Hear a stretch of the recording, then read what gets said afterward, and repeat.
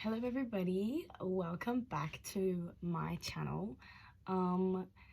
Today we're going to talk about something that I did mention I was going to talk about in the last video. It took me a little bit longer to film this than I initially wanted. I wanted to film it the day after that it occurred, but I had to gather a little bit more information. And we are going to be talking about Kpop Wild Fest 2023. If you're in the K-pop scene in Australia, or specifically in Sydney, you're probably aware of the shit show that occurred. So we're going to talk about it. As a disclaimer, I want to say everything that I'm going to say is alleged. It's all alleged. Obviously, I'm aware that at the end of the day, there are people behind this company who potentially had good intentions, but the outcome of this festival was extremely poor in terms of audience satisfaction.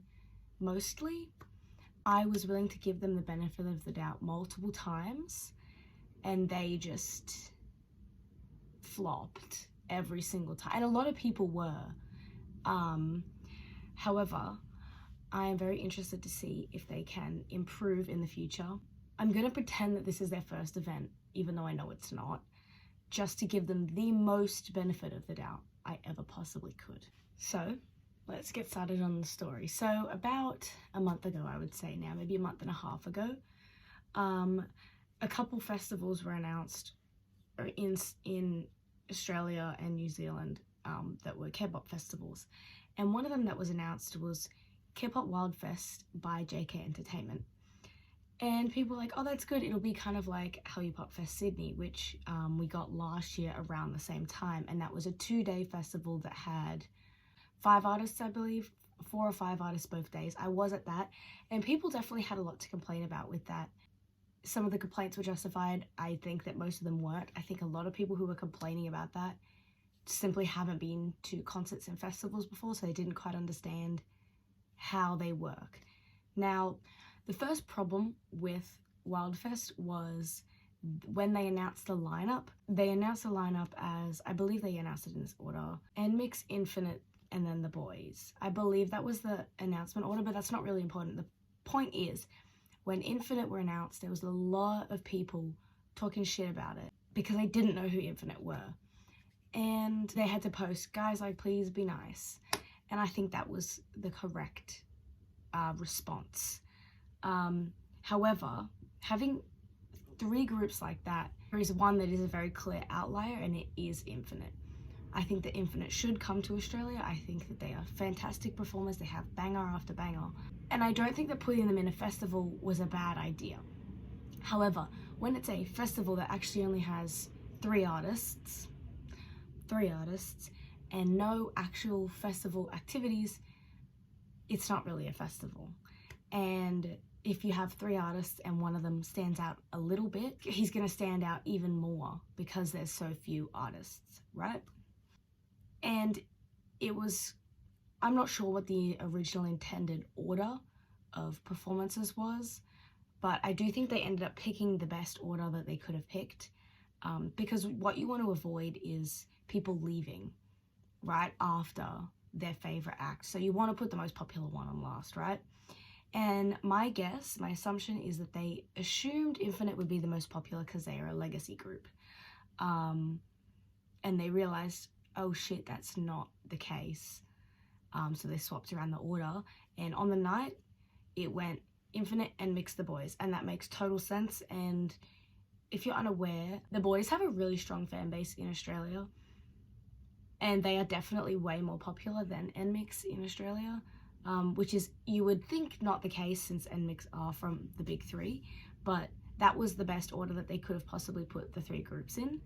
So in terms of the lineup, yeah, I think that the fact that Infinite were there kind of a bit confusing for a lot of people. I think that there are definitely other groups that they could have brought with Infinite. They could have waited for another opportunity, and there would have been other groups that would have fit in better with NMIXX and The Boys.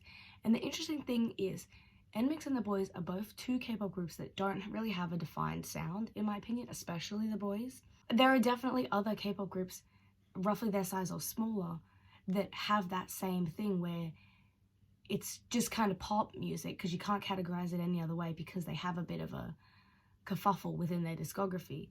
And Infinite don't have that. They have a very distinct sound, and there is a very distinct set of groups or set of fans that would go for them versus the other two groups. And I think that really muddles up the marketing and the target audience for a festival like this. Infinite wouldn't have been a problem if there was more artists, if that makes any sense. Second thing, it was hosted at Kudos Bank Arena. My guess is the reason that they decided to choose Kudos was because Hallyu had Kudos. The thing that they didn't quite understand when picking Kudos is that it's a hard venue to sell out. It's a big venue.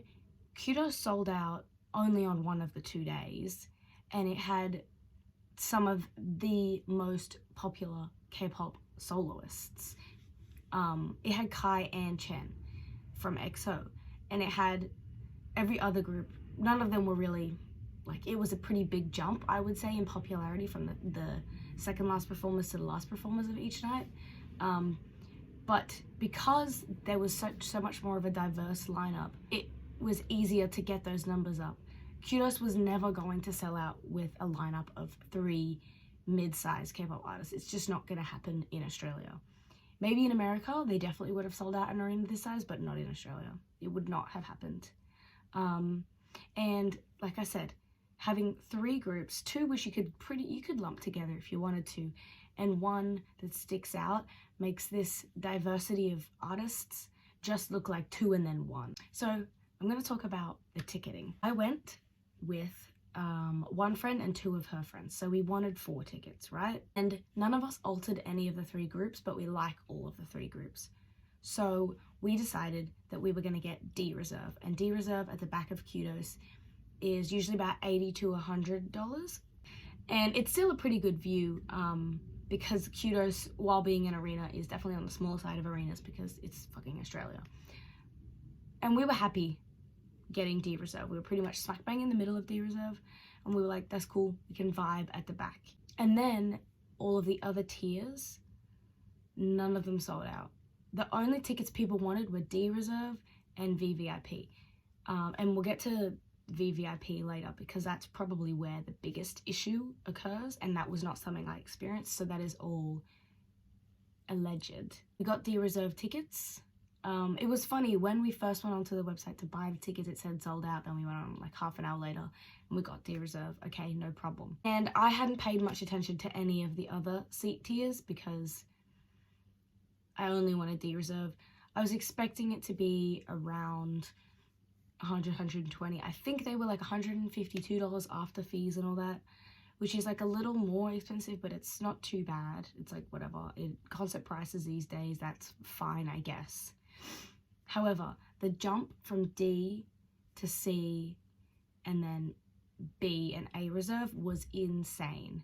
And also the GA pit. So from memory, A Reserve was equivalent to VIP, but it wasn't VVIP. So it was like the best seats in the house or pit was like that price tier, and it was almost the same price as VVIP, but we will get to the VVIP stuff later. So the jump from D Reserve and then all of the middle tiers was extreme, and nobody wanted to buy it.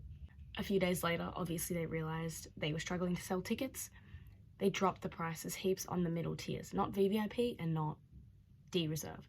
And I think that was a pretty understandable move, because the general consensus was that those were the only 2 tiers that were worth the price they were being sold at. And they also said that anybody who bought tickets for those tiers during pre-sale, which was when we got ours, was entitled to an upgrade. They didn't say refund that extra money, they said upgrade. And then I heard some people from D Reserve were also getting upgraded, so I was like, okay, sick. I'll shoot them an email. And it was like, email them your details, blah, blah, blah. So we were given an upgrade. So that keep track, this is the 2nd seat that we were assigned.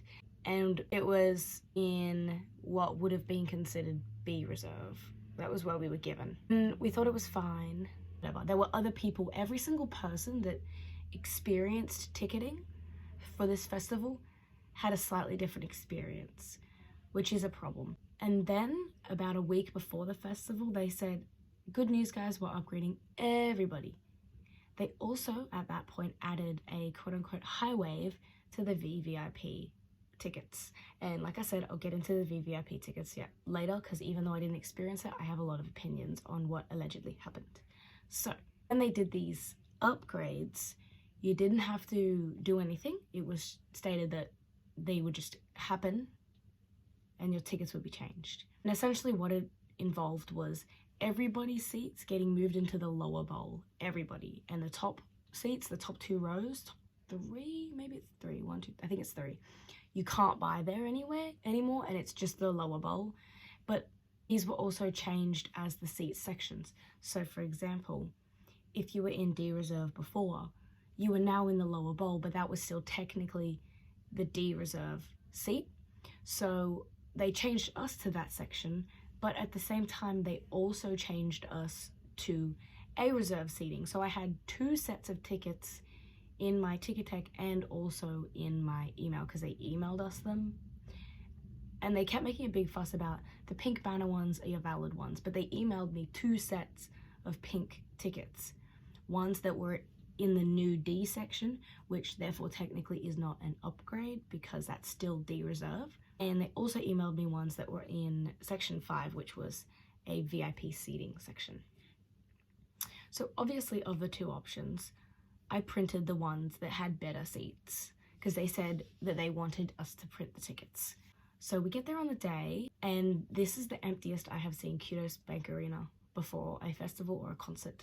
And I was like, oh, this is kind of weird. So we rock up, we go in. As usual, the Kudos staff do a horrible job of checking your bags. And we scan the tickets at the entry, and it says they're invalid. And I'm thinking, okay, well, I'm not surprised that this happened, whatever. The lady says, okay, they've been having problems all day. So we go to the box office.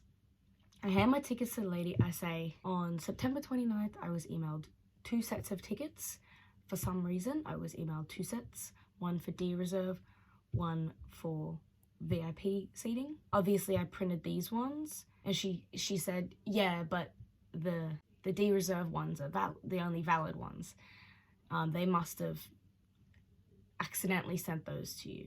And I was kind of like, but they told me I would get an upgrade. So even if they move everybody from D reserve into the lower bowl, which was originally part of A reserve, that is still on the website buying tickets considered D reserve. Therefore, if you were asked for an upgrade, that is not technically an upgrade because you're still in the D reserve section, if that makes sense. And I think she was tired. I didn't want to be mean, so I just explained it to her like that.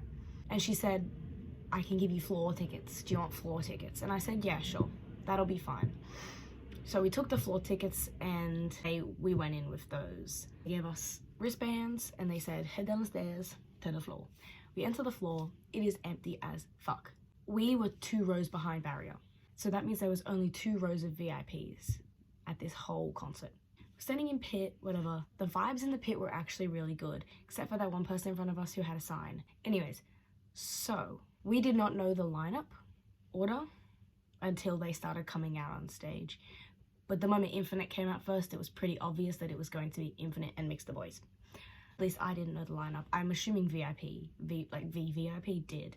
So Infinite came out and they did 2 or 3 songs, and then it was pause.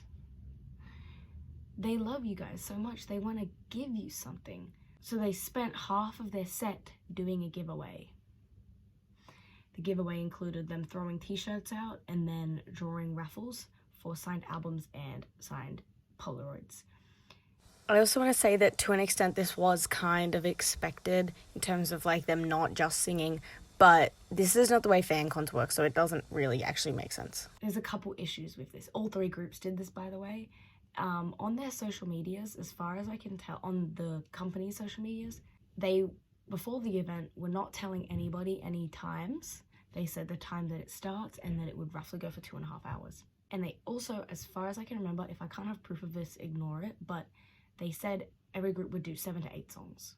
I couldn't find any proof of that, but I could find this answer to a question which a lot of people were asking, which is quite a smug response to people asking for the finishing time. The other issue with this is obviously if you're doing a giveaway to the entire crowd, if you're only there for... Can I fucking talk? If you're only there for NMix, why would you want a Polaroid of Kevin from The Boys? You know what I mean? It's just doesn't quite. I personally believe if they wanted to do giveaways, they could have done something, because most people found out about it from their Instagram. I would assume also maybe Facebook. I'm not 100% sure though. And they could have done like a, if you're coming, put your ticket number down and the group that you might want to win something from, and that's it. Throwing the shirts out is a little different. I think, you know, that's kind of like whatever. But because these raffles took up so much time, it was such a waste of time, because none of those groups knew what was going on. They were clearly not told beforehand that is what was happening. The other issue was the shuffling of the box that they were drawing the tickets from. There was one girl who won 3 things. And I think that she did deserve to get them, because they didn't state beforehand that you could only win 1 prize. I don't know if her number was in there multiple times, or if they didn't tell whoever pulled them the first and second time to take the raffle ticket back out. I don't know how that happened, but every time they pulled, it was 2 or 3 numbers that were close together. So the shuffling of the raffle tickets was not good. I personally think they should have just used like a number, like an automatic random thing online, put all the ticket numbers in, because then they would have been able to put in only the ticket numbers that people were actually sitting in, because that was the other problem. Half the people that won, those seats were empty. So they had to keep redrawing and redrawing and redrawing. I couldn't find the video, but I also saw someone on TikTok who said that her friend won something, but they didn't notice that she had like stood up to claim it, so they like raffled it off to somebody else. And that is why it took so long. It was like when I shit you not, that half of the time that we were in that pit was a giveaway. It was crazy. It was like, who thought that was a good idea? When you could do a giveaway where people enter for the group they want, and you could either be like, bing, bing, bing, bing, bing, bong, here are the winners, come to the concierge after, get your shit, whatever. And then it's over. Like, it's really not that hard. You did not need to take up that much time. All 3 groups performed super well. I think it was very obvious that they were like, ooh. And then they were like, we have to put on a good performance. I think that the songs that each group chose to perform were good choices. Lily's family were there. Lily from NMIX, her family were there. They had like pink vests on that said something along the lines of Team Lily Slay Family. And that was very cute. They had like a rollout poster for her. And it's honestly such a shame that her first show performing in Australia was run like this.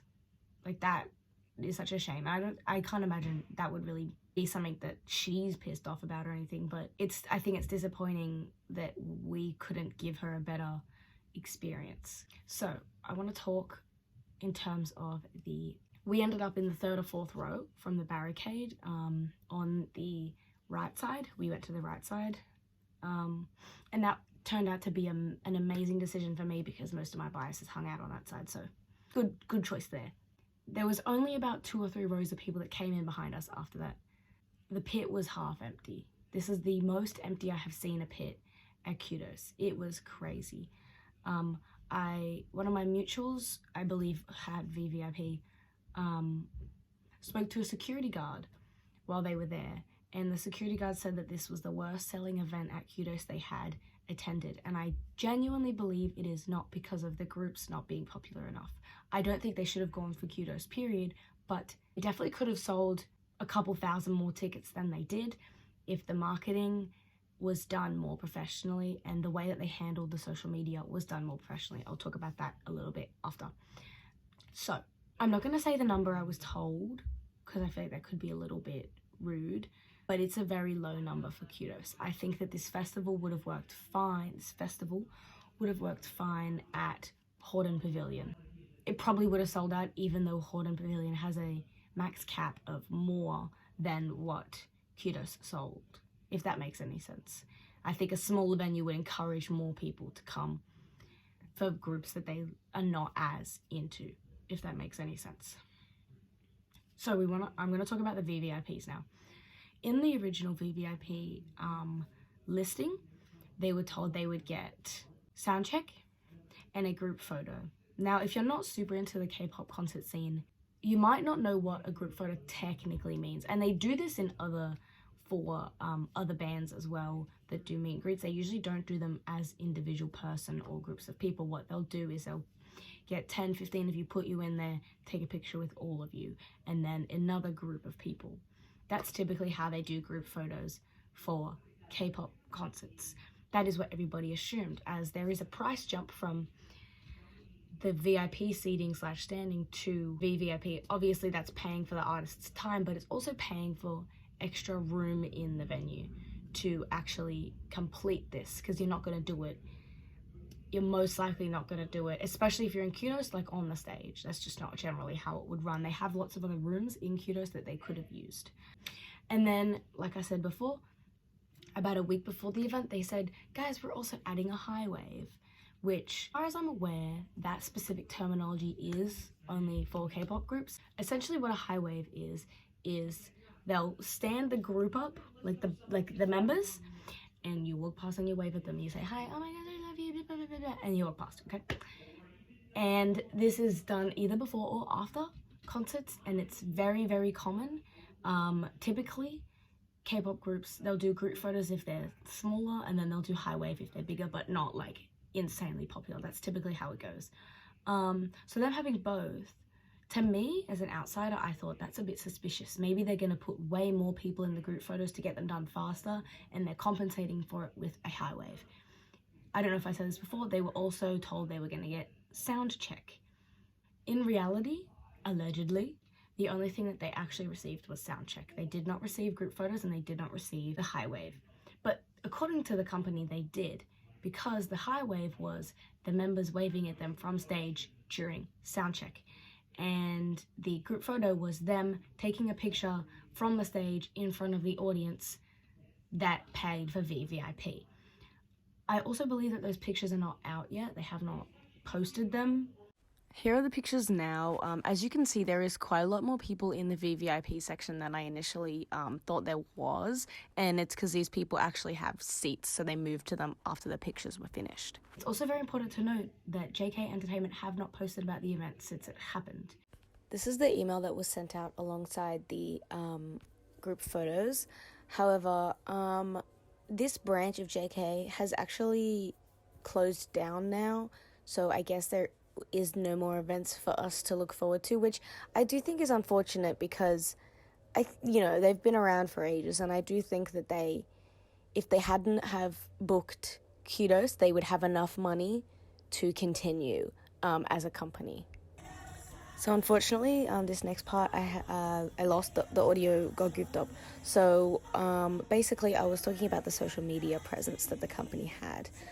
Their initial response to people being a little confused about Infinite was, I think, very well handled. They basically said, shut the fuck up, guys, nanya. And I think that was totally fine. However, we did have other issues. So, for example, anytime anybody asked questions through Instagram or through email that were not specifically related to the upgrades, the initial upgrades, they were either non-responsive or quite aggressive in their responses. When people were asking about set times, now obviously you don't expect the set times when the show is initially announced, but you do expect set times closer to the dates. And they kind of never gave them. They said the starting time, and they said that the show would be roughly 2.5 hours, and the longer the better, right? That was kind of all they really said. They never actually explicitly stated roughly what time each group is supposed to come on and off stage. And obviously you don't necessarily expect exact times, but you do expect rough times, and at the very least a confirmation of the order that the artists are going to be on stage. My assumption based on this 2.5 hour thing was that it would finish at around 11, but it actually finished at like 10:30, which was quite disappointing. Everybody that was around me was kind of saying, oh, is that it when it finished? Which you never really want that at the end of a festival or concert. Now, this part I was kind of hesitating talking about, but since they've shut down, I think there's kind of no point in not mentioning it. Certain members of either the actual JK staff or people that were close with the JK staff became quite hostile online to people that were criticizing or questioning their actions in terms of the pricing, in terms of the rollout, all that kind of stuff. And they were just being very unprofessional. There's a couple of instances that I know of where people that were either from the company or associated with the company were kind of actually directly talking to or being quite hostile towards people who were critiquing the company.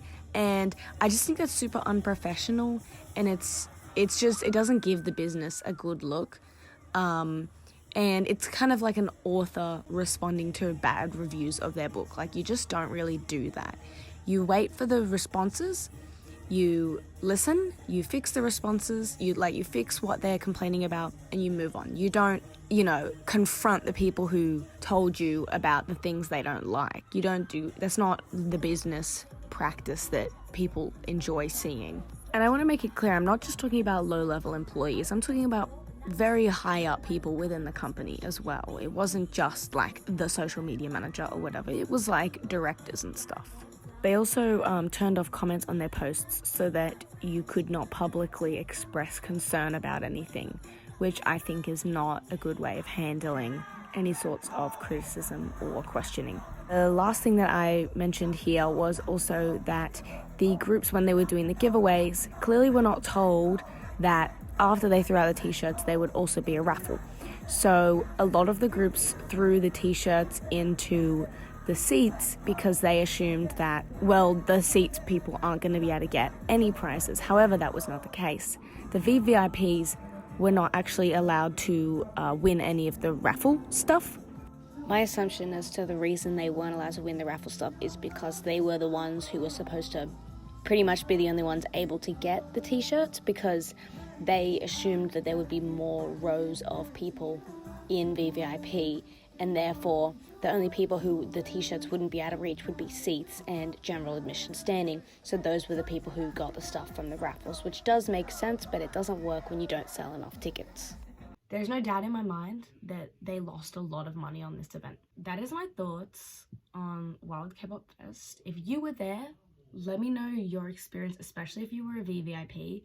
Let me know if you were gonna go and then decided not to, or you had tickets but you decided not to show up because it was a mess, or if you've had a similar experience with any festival from anywhere. I'd be really curious to see people's thoughts on the whole thing, and I will see you guys soon. Bye.